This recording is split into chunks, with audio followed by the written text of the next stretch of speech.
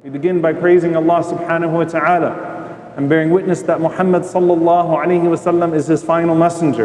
And we ask Allah to send his peace and blessings upon his final messenger Muhammad sallallahu alayhi wasallam, the prophets and messengers that came before him, his family and companions that served alongside him, and those that follow in their blessed path until the day of judgment. And we ask Allah to make us amongst them. Allahumma ameen. Dear brothers and sisters, I want you to imagine yourself for a moment in the trenches with the Messenger of Allah sallallahu alaihi wasallam during Al-Khandaq, during one of the most pivotal moments in the seerah of our beloved Prophet sallallahu alaihi wasallam, when they are building a trench, and the consequence of that trench being properly constructed and that strategy working is one of life or death. Meaning, the companions of the Prophet ﷺ were not sufficiently armed from a dunyawi perspective, from a worldly perspective, nor organized in terms of the ranks of armies that they would typically do so for battle.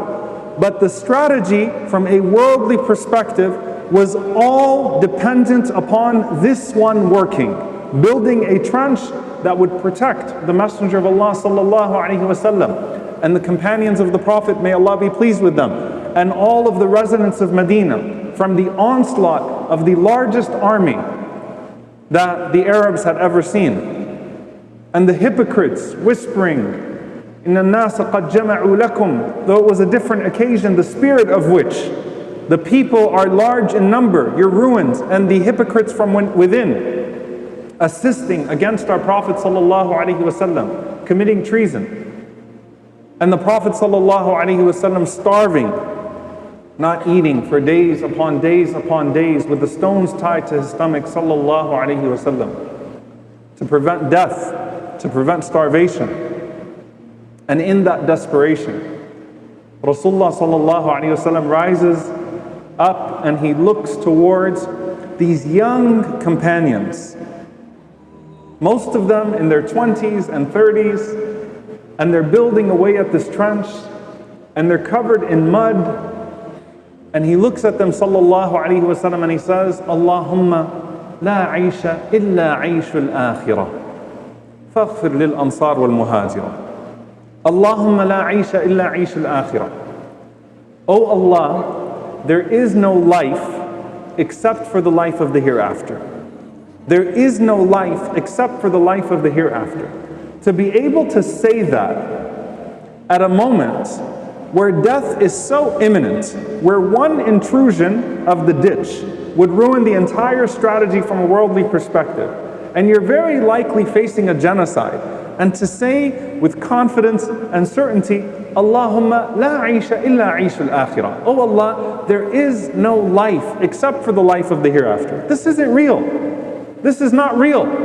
And particularly when he makes dua for the Ansar and the Muhajirin, the people of Medina and the people of Mecca, the Prophet ﷺ is looking at the youth of the Ansar, young people whose fathers also died young, but not fighting for Islam or not doing anything noble, but fighting for tribalism. Young people who did not get to live the normal life of youth. And Rasulullah ﷺ is looking at them to say, "La aisha illa aishul akhirah," that the real life is not here anyway. Your true life is after you pass away. There's something beautiful about this and profound as we live in a day of age where we have al-maut al-fuja'a, sudden death. People die young, sometimes suddenly. We lost a great man, Sheikh Muhammad al-Sharif rahimahullah ta'ala, 47 years old, suddenly died in Salat al-Maghrib last week. People die young, al-maut al-fuja'a. And sometimes you see someone die young and you think to yourself, they did not live a full life. They didn't get to have from this dunya what other people have from this dunya. You see a young person and you have huzn, you have grief. They could have had so much more in this life. They didn't get to graduate. They didn't get to get married. They didn't get to have this happen and this career happen and visit this place and have this. And sometimes you see religious young people, practicing young people, And you say they're missing out on life. They're missing out on this dunya. And as a form of tughyan, it is a form of rebelliousness to Allah subhanahu wa ta'ala, that we have a self-imposed timeline within our lifetime where we have decided that you don't get serious about deen until later on in life. As if it's guaranteed. Let me enjoy my youth. Let me do the things that other teenagers do, not expecting to die as a teenager. Then let me do the things that other college students do, not expecting to die as a college student. Then that other young couples do, not expecting to die while you're still a young couple. That you want to live your full life early. And then later on, I can retire and become religious. I can start going to Fajr. I can start going to the masjid. I can start becoming practicing. I can start doing this and start doing that, as if it's guaranteed. Why? Because of an idea that life is early. I need to take advantage of life. I need to enjoy my life while I still have it. And your Messenger sallallahu alayhi wa sallam says, Allahumma la aisha illa aishul akhirah. Oh Allah, there is no life except for the life of the hereafter. To suggest that life actually starts from the moment of death. By the way, dear brothers and sisters, the khutbahs of the Prophet ﷺ were Surah Qaf, reminders of just the hereafter.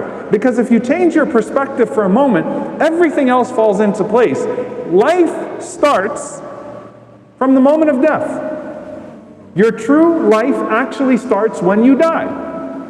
Now, if you think about how powerful and transformative of a concept that is, and then read the ayat of the Quran, Allah subhanahu wa ta'ala says to us in Surah Al-Nahl, مَنْ عَمِلَ صَالِحًا مِّن ذَكَرٍ أَوْ أُنثَى. Whoever does good, male or female, وَهُوَ مُؤْمِن, and they are believers. فَلَنُحْيِيَنَّهُ حَيَاةً طَيِّبَةً. Then we will give them a good life. A good life, we will give them a good life. Certainly, there will be things in this dunya that you experience of Jannatul Yaqeen, the paradise of certainty in the heart. But a good life is not here. The good life is what comes after. It's where true hayat is. It's where true life is. And subhanAllah, you look at the opposite of that. One ayah of the Quran, so powerful, and it comes in the context of Surah Al-Fajr.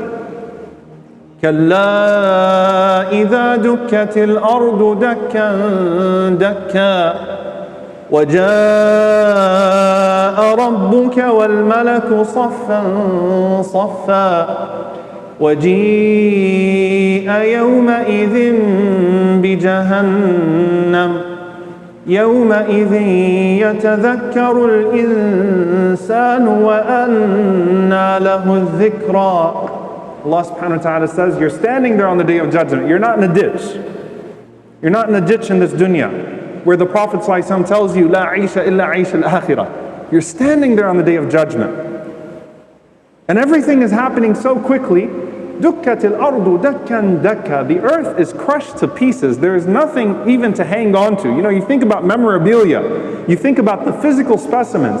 The earth is completely reduced to pieces. It's no longer here. Everything that resembled this dunya is gone, except for the deeds that have now carried into the hereafter. And then your Lord presides over the judgment. And the malaika are arriving, rows upon rows, saffan saffa, they're lining up. You're seeing it all happening in front of you the way you used to hear. And then hellfire is brought forth. Ji'a yawma'idhin bi jahannam. And then at that point, subhanAllah, listen, at that point, yawma'idhin yatadhakkaru al-insan. At that point there's dhikr. At that point you remember. And Allah says, وَأَنَّى لَهُ الذِّكْرَى. But what good is remembering at that point? What good is it to think about the consequences at that point? يَقُولُ يَا لَيْتَنِي قَدَّمْتُ لِحَيَاتِي. This is the main verse. He says at that point, oh, how I wish I put forth for my hayat, for my life. يَا لَيْتَنِي قَدَّمْتُ لِحَيَاتِي. I wish I would have prepared for my life. Not I wish I would have made use of my life. I wish I would have prepared for my life.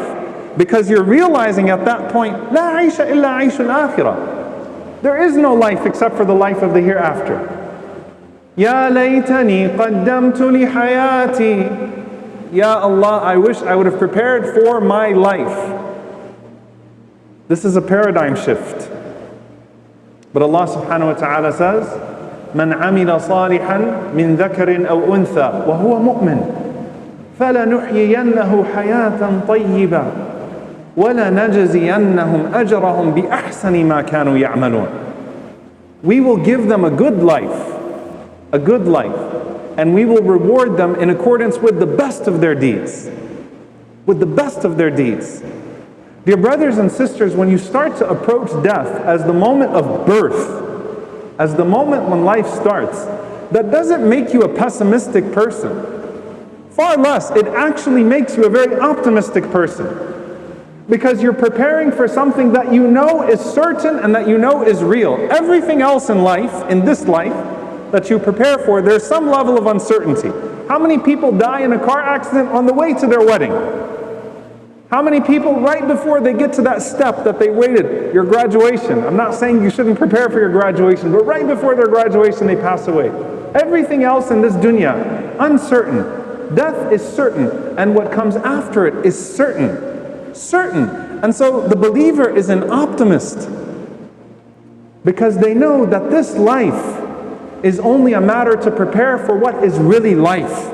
What we call life here is just a place to deposit. I'm at the bank of good deeds, depositing my good deeds.